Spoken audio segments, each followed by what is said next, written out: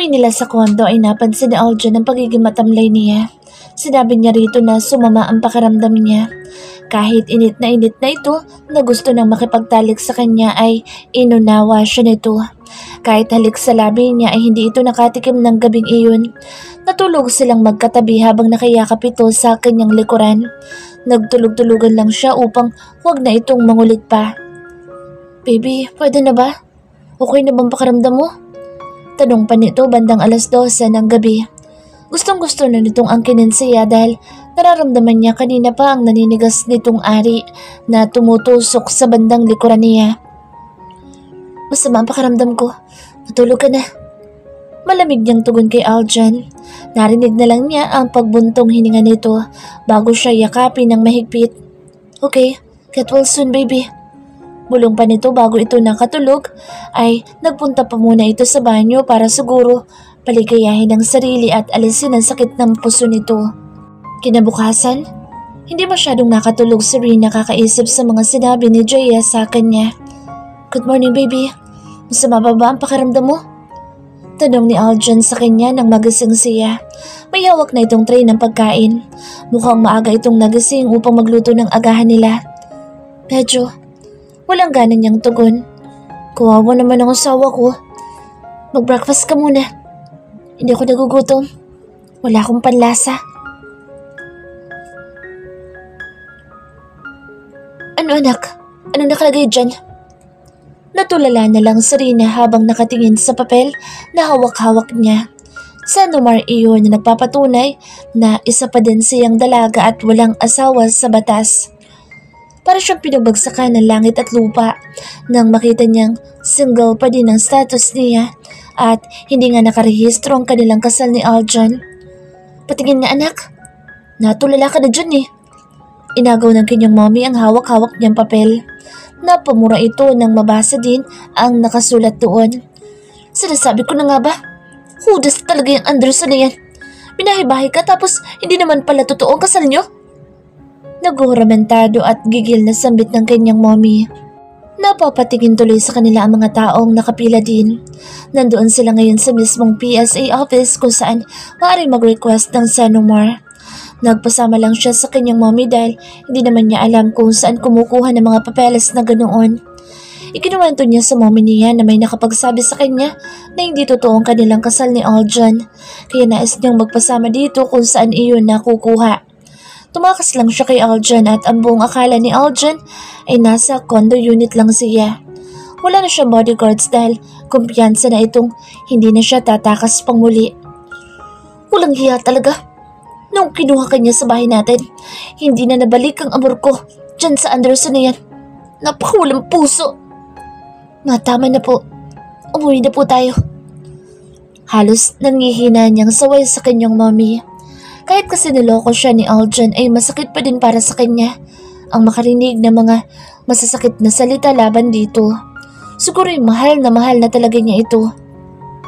"Oo, umuwi ka na sa atin dahil niyayari ka lang na walang kwentang laking iyon." "Tama na po. Halika na."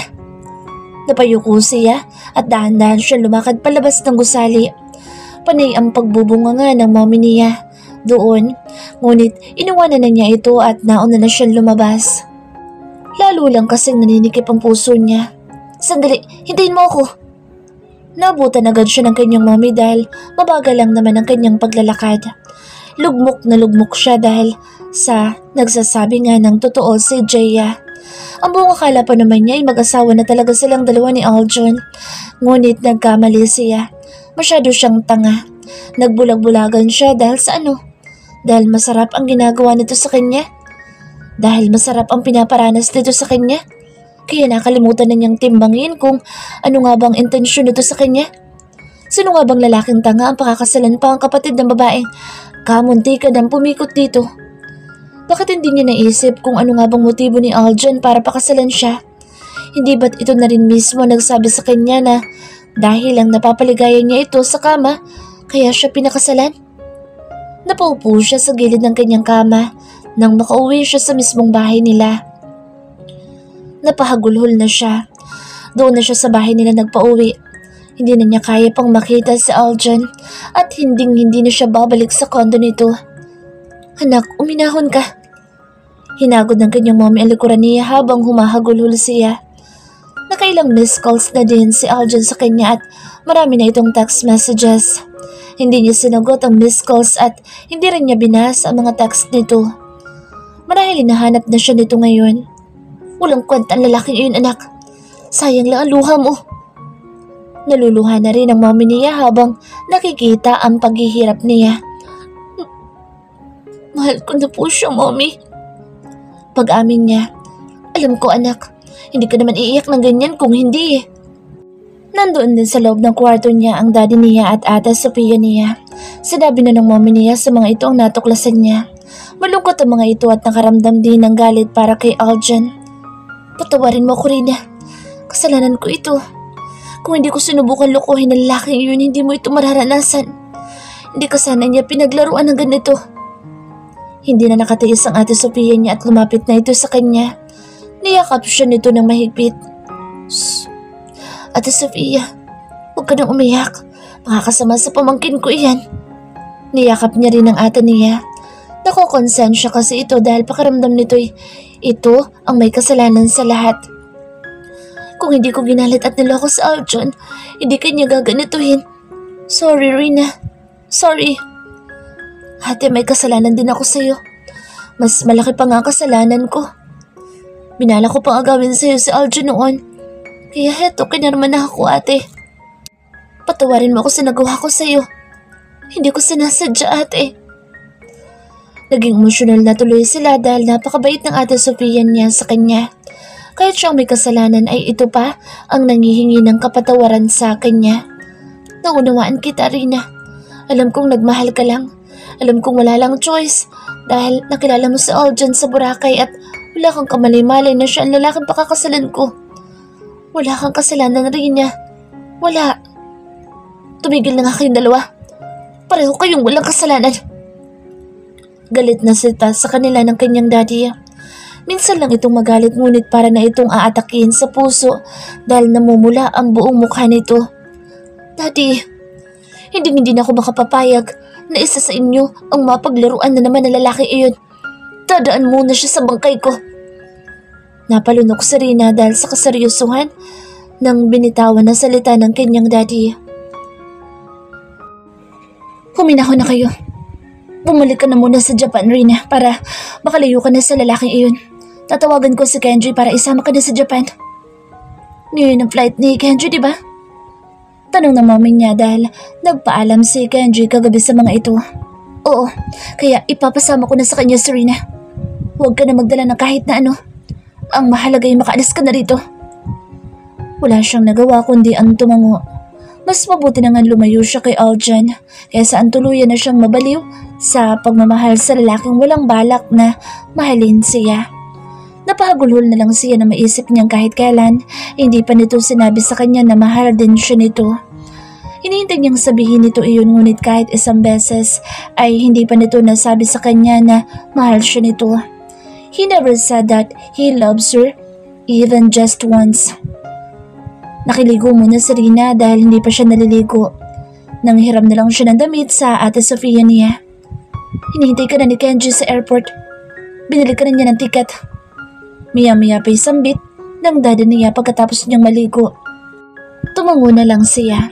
Niyakap siya ng kanyang ama. Unang beses niya itong nakitang umiyak. Anak, patawarin mo ako kung wala ko nagawa nung kunin ka niya, sabi ng mama mo. Wala akong nagawa para protektahan ka sa kanya. Nasira ang buhay mo na dahil sa kanya. Daddy, ginusto ko naman po yun kaya wala po kayong kasalanan. Umiiyak lang po ako ngayon hindi dahil sa inabuso niya ako. Umiiyak lang po ako dahil minahal ko na siya, Daddy.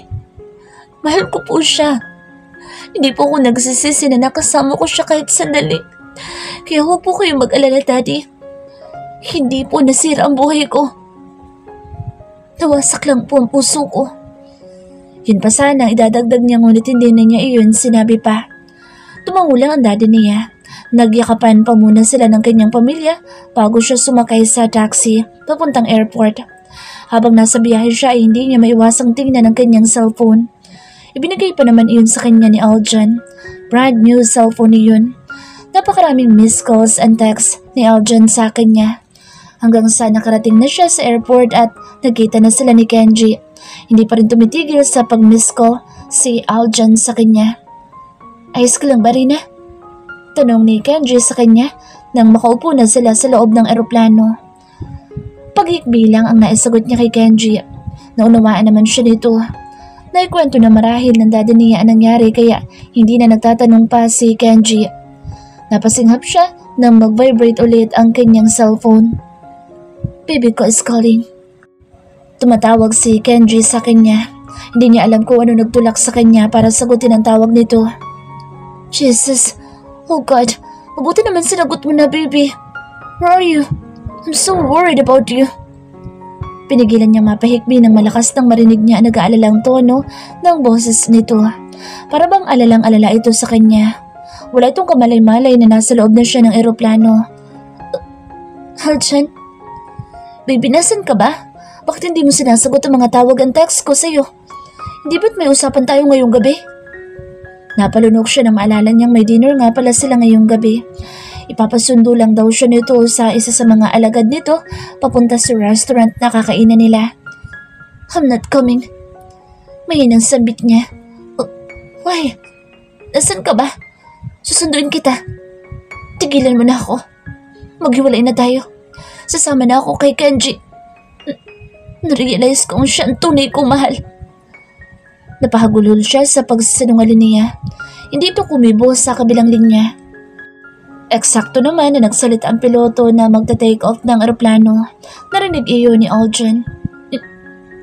You're in the plane? Garalgal na ang boss na tanong ni Aljan sa kanya. Oo, nasa eroplano na kami ni Kenji. Alis na ako, Aljan. Huwag mo na sana akong hahanapin o susundan. Parang awa mo na. Hayaan mo na lang sana kami maging masaya ni Kenji. Hindi ito kumibo. Papatayin na sana niya ang cellphone niya nang marinig niya ang mahina nitong paghikbi. Baby, please don't say that. Di ba sabi mo mahal mo na ako? Di ba ako ang mahal mo? You told me you love me. Narinig niya ang mahinang paghagulhol nito sa kabilang linya habang sinasabi iyon sa kanya. Nagkamali ako. Nagkamali ako sa'yo. Nagkamali ako sa relasyon natin. Jan, what happened, bro? Narinig niya isang pinsan nito na lumapit kay Aljan. Napaluhod pala si Aljan habang kausap siya. Nanghinakas ang tuhod nito at nabigla sa kanyang paglisan. Kasalukuyan na nandoon sa Aljan sa pinasarado nitong restaurant dahil pinaplano nitong mag-propose kay Rina ngayong gabi. Nandoon ang ilan sa mga pinsan nito at buong pamilya. Siya mismo ang nag-asikaso ng kanyang grand wedding proposal para kay Rina upang tuluyan na itong pakasalan muli. Ngunit ang lahat ng iyon ay nabaliwala. Paalam, Aljan. Mag-iingat ka sanang palagi, ha? Masaya ako na naging parte ka ng buhay ko kahit sandali lang. Taos-puso niyang pamamaalam sa lalaking minamahal niya. Jan, what happened to you? Bus iyon ang mommy ni Aljan. Napaisip si Rina kung bakit magkakasama ang mga ito. She's leaving me. Yun ang huling salita ni Aljan bago niya pinindot ang end button. Tahimik lang si Kenji sa kanyang tabi at halatang naaawa ito sa kanya. After 2 years at Philippine Airport, napabuntong hininga si Rina nang muli siyang tumapak sa bansang iniwanan niya 2 years ago. Hindi niya akalain na babalik pa siya sa bansang ito. Parang kahapon lamang yung huling beses siyang nandoon. Sadyang napakabilis ng panahon. Napangiti siya nang matanaw niya ang soon-to-be married couple na si Kenji at Joanne. Kumakaway ang mga ito sa kanya mula sa arrival waiting area. Kumuway din siyang pabalik sa mga ito. Hila-hila niya ang kanyang regular size luggage. Isang maleta lang ang daladala niya dahil magbabakasyon lang naman siya ng 2 linggo at babalik din agad siya sa Japan. She have her life in Japan. Doon na talaga ang buhay niya. Meron na siyang mini coffee shop na napalago doon. Doon na din sa Japan nakatira ang parents niya at ang pamilya ng ate Sophia niya. Nagkabalikan ng ate niya at ex-boyfriend nito kaya may isang happy family na ang ate Sophia niya kasama ang cute na cute niyang pamangkin. Doon na rin nga sa Japan, nanganak ang ate Sofia niya. Welcome back, Katerina! Mahigpit na yakap ang isinalubong ni Joanne sa kanya. Thanks, Joanne. She hugged her too. Rina, salamat sa pag-uwi mo. Nakangising sambit naman ni Kenji sa kanya ng balingan niya ito. Kenji, alam mo namang ayoko na bumalik dito sa Pilipinas pero dahil malakas kayong dalawa ni Joanne sa akin kaya heto ko ngayon. Paungansan siya niya sa mga ito ng pabiro. Ikakasal na kasi ang mga ito sa susunod na linggo. Nagkatuluyan din ang dalawa dahil sinundan ni Joanne si Kenji sa Japan 2 years ago at noon rin sila nagsimulang maging magkaibigan ni Joanne. Tinulungan niya itong magkamabutihan kaya napalapit ng gusto ang puso ni Joanne sa kanya mula noon. Niyakap din siya ni Kenji bilang pag-welcome nito sa kanya. Ate Rina, salamat talaga ha. Don't worry ate. Hinanda na namin ang hotel na tutuluyan mo.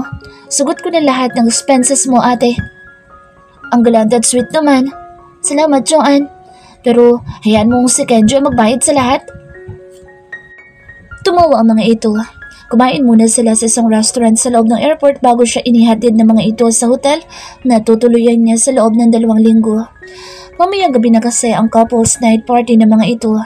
Imbis na bridal shower at bachelor's party, hinapagdesisyonan ng dalawang ito na pagsabayin na ang bridal shower at groomsman party. Ipinasarado daw ng mga ito ang night bar ng pinsan ni Joanne. Mga kaibigan at kamag-anak lang daw ang invited ngayong gabi. Pinilit siya ng mga ito na makidalo sa party na iyon, kaya naman heto siya ngayon sa Pilipinas. Kung hindi nga lang malapit sa puso niya ang dalawang ito, ay wala na siyang dahilan pa para bumalik pa ng Pilipinas. Pilit niyang kinakalimutan ng isang lalaking hindi man lang niya nakalimutang isipin kahit isang araw man lang. Alam niyang hanggang ngayon ay hindi pa rin siya nakaka-move on. Palagi niya pa rin naiisip si Aljan at may kirot pa rin sa kanyang puso hanggang ngayon. She badly missed him. Sa loob ng 2 taon ay wala man lang itong post kahit isa sa social media. Hindi talaga ito mahilig gumamit ng Facebook o kahit na anong social media accounts. Wala tuloy siyang balita tungkol kay Aljan. Kahit nga isang picture ay wala talaga. Kumusta na kaya ito? May asawa na kaya ito? May anak na kaya ito? Nahihiya naman siyang magtanong kay Joanne tungkol sa kuya Aljan nito. Hindi siya nabuntis ni Aljan dahil uminom siya ng contraceptive pills noong magkarelasyon pa sila. O basta Ate Rina, mamaya ha? Susunduin ka namin dito mga 7 p.m, okay? Bilin sa kanya ni Joanne. 10 ulit na nitong bilin iyon sa kanya. Nandoon na sila sa hotel room na tutuluyan niya pansamantala. Napakaganda at marangya ang disenyo ng kwarto niya. 5-star hotel sa Makati City. Sosyal. Sa bagay, parehong mayaman ang dalawang ito kaya bariya lang sa mga itong presyo ng 2 weeks stay niya sa bedroom suite na iyon. Nang makaalis ang soon-to-be mag-asawa ay napagpasyahan niyang maligo na muna. Nais niya kasing matulog kahit ilang oras lang. Hindi niya maiwasang isipin ang posibilidad na magkita silang muli ngayong gabi ni Aljan. Nandun kaya ito sa couple's party? Dadalo kaya ito? Paniguradong galit ito sa kanya. Ano kaya magiging reaksyon nito kapag nagkita silang muli? Papansinin kaya siya nito o dededmahin? Ilang araw na niyang hinahanda ang kanyang sarili sa muli nilang pagkikita ni Aljan. Kinakabahan siya ngunit aaminin niyang nasasabik siya. Nasasabik siyang makita itong muli. Kahit hindi na siguro siya nito kausapin ay makukontento na siyang makita lang ito kahit sa malayo lang. Nahirapang mag-isip na isusuot si Rina. 3 dress ang kanyang pinagpipilian. Mas tumaba na siya kaysa noon pero ang sabi naman sa kanya ng mga taong nakapaligid sa kanya ay mas bumagay daw sa kanya ang medyo may laman. Mas lalo daw siyang gumanda at naging blooming. Partida, stress at broken-hearted pa siya niyan ha. Idinaan niya kasi sa pagkain ng stress niya. Nag-stress eating siya. Nagkaroon na tuloy siya ng konting bilbil. Mabuti na lang may hugis pa din ang kanyang bewang at parang ang mas lalo pa siyang sumexy. Chubby na sexy ang sabi ni Joanne sa kanya. Pero ngayong gabi, pinagsisisihan niya ang pagdagdag ng timbang niya. Nahiya siya magpakita kay Aljan. Baka mapansin itong nagkalaman siya. But who cares anyway? Ano naman kung matabaan ito sa kanya? Wala din naman siya balak na magpa-cute sa harap nito, di ba? Wala nga ba? Oo, wala. Gusto niya lang syempre maging presentable kapag nagkaharap sila ngayong gabi. Ayaw niyang mapahiya sa harap nito. Wow, ang saksi mo naman Ate Rina. Papuri sa kanya ni Joanne nang sunduin siya nito bandang alas 7 ng gabi. Tapos na siyang mag-ayos ng kanyang sarili. Isang itim na fitted dress ang kanyang napiling isuot. Maiksi lang iyon upang makita ang makikinis at bilugan niyang mga hita. Malalim ang neckline ng dress na iyon kaya lantad ang kanyang cleavage. Mas nagkaroon ng laman ang dibdib niya ngayon dahil sa pagtaas ng timbang niya. Masikip ang bra na suot niya kaya naman halos hindi na makahinga ang dalawang malulusog niyang dibdib. Sa tuwing tatawa o lalakad nga siya ay nag-aaluga ng mga iyon at nag-uumapaw. Kinulot niya ang kanyang mahabang buhok, medyo wavy lang, hanggang bewang na ang kanyang buhok na mas bumagay sa kanyang pagiging chubby ngayon. Hiyang yata siya sa gluta na iniinom niya. Anti-stress kasi iyon. Nakakalakas kumain at nakakataba. Ikaw din Joanne, ang sexy mo ngayon ha. Ganting papuri niya kay Joanne. May pa-cleavage din ito at napaka-sexy rin talaga. Pareho ko kaya kayong kutusan. Bakit yung binablandra mga puwet ng bata? Biro ni Kenji sa kanilang dalawa kaya nagkatawanan silang tatlo. Ilang minuto pa lang nandoon sa night party si Rina ay para bang gusto na niyang bumalik sa hotel. Kung hindi lang siya nahihiya kay Kenji at Joanne ay hindi niya titiisin ang ingay at masakit sa mga matang ilaw sa bar na iyon. Tumatanda na nga siguro siya. Hindi na kasi siya nag-enjoy sa nightlife. Kahit ang lahat halos ng mga tao na naroroon ay nagsasayawan at masayang nagiinuman. Only drinks kasi at only food din ang gabing iyon. Iba talagang magpa-party ang mayayaman. Para bang nagtatapon lang ng pera kada may okasyon. Ate Rina, okay ka lang ba dito? Nilapitan siya ni Joanne at Kenji nang mapansin ng mga ito na nakaupo lang siya sa isa sa mga upuan sa bandang dulo. Sumayaw ka Rina, para hindi ka nirarayuma. Biro pa sa kanya ni Kenji. Ayos lang ako dito, Joanne. Huwag niyo akong intindihin. Nag-enjoy na ako dito sa rum and coke ko. Itinaas niya ang kanyang baso. May lamang rum and coke iyon na sakto lamang sa kanyang panlasa. Nakakadalawang baso na nga siya kahit wala pa silang isang oras na nandoon. Sure ka ate ha?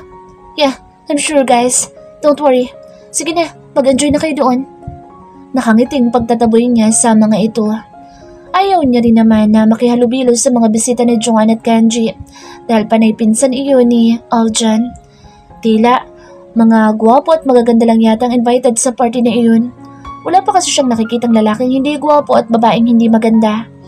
Nginikitaan naman siya ng ilan sa mga pinsan ni Aljan ngunit ang iba sa mga ito katulad ni Kyle at Carl ay hindi man lang umiti sa kanya. Nakaramdam tuloy siya ng awkwardness. Kanina pa rin gumagala ang paningin niya sa paligid upang hanapin ang nag-iisang lalaking nais niyang makita ngayong gabi. Nasaan kaya ito? Pupunta kaya ito? Susungitan rin ba siya nito kagaya ng ginagawa ng ibang pinsan nito sa kanya? Marahil oo. Paniguradong galit ito sa kanya kaya hindi na rin niya paaasahin ang sarili na papansinin siya nito. Oh, na pala si Kuya John. Bulalas ni Joanne nang nagpatalon yata ng biglaan sa puso niya. Naging mabilis ang pagtibok ng puso niya na mapalingon siya sa tinitingnan ni Joanne. Para bang huminto ang mundo niya nang sa wakas ay makita niyang muli ang lalaking laman pa rin ng kanyang puso. He doesn't change at all. Para bang hindi ito tumanda at ganoon pa rin ang itsura nito. Ngunit nang makalapit ito sa pwesto nila ay napansin niyang mas dumoble ang kagwapuhan nito. Umagay kay Aljan ang bagong hairstyle nito at mas na-enhance ang kagwapuhan. Napalunok siya nang mapansin niyang nakangiti ito. Oh God, nakangiti ito. Oo, nakangiti ito. Teka, bakit ito nakangiti? Hindi ba't dapat nakasimangot ito ngayon habang nakatingin sa kanila? Di ba ito naiinis na makita siya? Kuya John, kala ko hindi ka pupunta eh. Yumakap agad si Joanne sa kuya nito. Matitiis ba kita? Muli siyang napalunok nang marinig niyang muli ang boses ng binata. Parang musika iyon sa kanyang pandinig. Kung wala nga lang tao sa paligid niya ay baka napaiyak pa siya dahil sa wakas narinig niyang muli ang boses nito. Ang boses nito na matagal na niyang pinangungulilaan. Nangungulila siya kay Aljan sa mahabang panahon. Nakatingala lang siya sa magkapatid habang magkayakap ang mga ito. Thanks for coming, John. Nakangiting sambit ni Kenji kay Aljan. Nagbungguan ang balikat ang mga ito at mga kamao na parabang close na sa isa't isa. Kailan pa naging tropa ang mga ito? Nakatulala lang si Rina habang nakatingin siya kay Aljan. Parang slow motion ang bawat pagkilos at pagngiti nito. He looks happy. Mukhang masaya ito at walang problema. Parang gusto niya rin tuloy mapangiti dahil nakikita niyang masaya ito. Ayaw na nga niyang kumurap dahil pakiramdam niya na nanaginip lang siya. Ilang beses na niyang hiniling kay God na sana ay makita man lang niya kahit isang picture nito sa social media para may update siya sa nangyayari sa buhay nito. Ngunit heto na ngayon si Aljan sa harapan niya. She feel happy too. Masaya siyang makita itong muli. Who is she, Kuya John? Tanong ni Joanne sa kuya nito. Doon pa lang niya napansin na may babae itong kasama. Dahan-dahan na napunta ang kanyang paningin sa kamay ni John. May ka-holding hands pala itong isang babae na ngayon lang niya napansin. Mas naging slow motion ang galaw sa paligid ng mga sandaling iyon. She's Sheila, my lovely girlfriend. Masayang pakilala ni Aljan sa babaeng ka-holding hands nito. Kung kanina slow motion lang ang bawat pangyayari sa paligid niya, ngayon naman ay tila huminto na ang mundo niya. She felt a big rock comes down from heaven and totally crushed her whole being. Para bang binibiyak unti-unti ang kanyang puso at nagkapira-piraso iyon. So, she's the reason behind his happy face and his smile? Kaya ba ito masaya dahil may nagpapasaya ng iba dito? Pakiramdam na Rina ay sinasakal siya dahil hindi siya makahinga. She wanted to breathe. Inakbayan pa ni Aljan ang babaeng kasama nito. Hinalikan sa ulo na para bang mahal na mahal nito ang babaeng iyon. Ha? Girlfriend mo? Nautal pang tanong ni Joanne sa kapatid nito. Napapalingon din si Joanne sa kanya na para bang nag-aalala itong bigla para sa kanya. Yeah, baby, siya yung kapatid ko ikakasal. Her name is Joanne and this is Kenji, her fiancé. Pakilala ni Aljan sa nobya nito. Awkward na ngiti naman ang naisagot ng dalawa at panay ang sulyap sa kanya. Ngumiti ng mahini ng babaeng kasama ni Aljan. Mukha itong anghel at napakasimple lamang. Nakasuot lang ito ng simpleng t-shirt at pantalon. Naka-rubber shoes lang din ito. Hello po. Best wishes po sa inyo. Pati ang boss nito ay para bang galing sa langit. Mahinhin at mahinahon. Siguro kung kakanta ito ay tatalunin pa nito si Moira. Gusto na tuloy lumubog na Rina sa kanyang kinaupuan. Mukhang bata pa rin ang nobya ni John at para bang kasing edad lang ni Joanne. Maganda ito at mukhang mabait din. Nice to meet you. Halos nakangiwi si Joanne nang yakapin ito ng mahiyain na babae. Tipid na ngiti lang ibinigay ni Kenji dito. Kuya, Ate Rina is here. Hindi mapigil ang sambit ni Joanne sa Kuya John ito. Rina? Who's Rina? Kunot noong tanong nito kahit medyo nakangiti pa din. Para bang nakalimutan nito kung sino siya. Nagka-amnesia ba ito? Itinuro siya ni Joanne. Alam naman niyang kanina pa siya nakikita ni Aljan at ng nobya nito. Oh, Rina? Yeah, that's why you look familiar. Sorry, nakalimutan ko. Nakangiting bate sa kanya ni John. Lalo yatang nadurog ang puso niya. Napakasakit. Kahit nadurog na siya ay nakukuha niya pa rin umiti. Kahit gustong gusto ninyang umiyak. Ganyan talaga pag tumatanda. Nakangiting wika niya. Iba na ang paraan ng pagtingin sa kanya ni John. Para bang hindi siya naging parte ng buhay nito. Gaano ba sila katagal na hindi nagkita? 2 taon lang naman, hindi ba? Bakit kung umasta ito ay daig pa nito ang nagkaroon ng amnesia? Bakit parang isa lang siyang one-night stand na babaeng nakalimutan agad nito? Samantalang siya, araw-araw niya pa rin iniisip ang lalaking ito. So sorry. Makakalimutin kasi ako eh. I think matagal na yata kitang hindi nakita kaya ganoon. Anyway, kain na muna kami ha. Paalam ni John at nagiwas na agad ito ng tingin sa kanya. Tinapik pa ni John ang balikat ni Kenji. Kain lang kami ng girlfriend ko. Saan ba yung buffet? Tanong pa ni John kay Kenji. Mukhang masaya ito. Doon. Itinuro lang ni Kenji kung saan ang buffet. Nasa bandang dulo ng bar. Thanks. Let's go baby. Kain ka muna. Paglalambing pa ni John sa kasama nito. Magkahawak kamay ang mga ito na tumungo papunta sa buffet.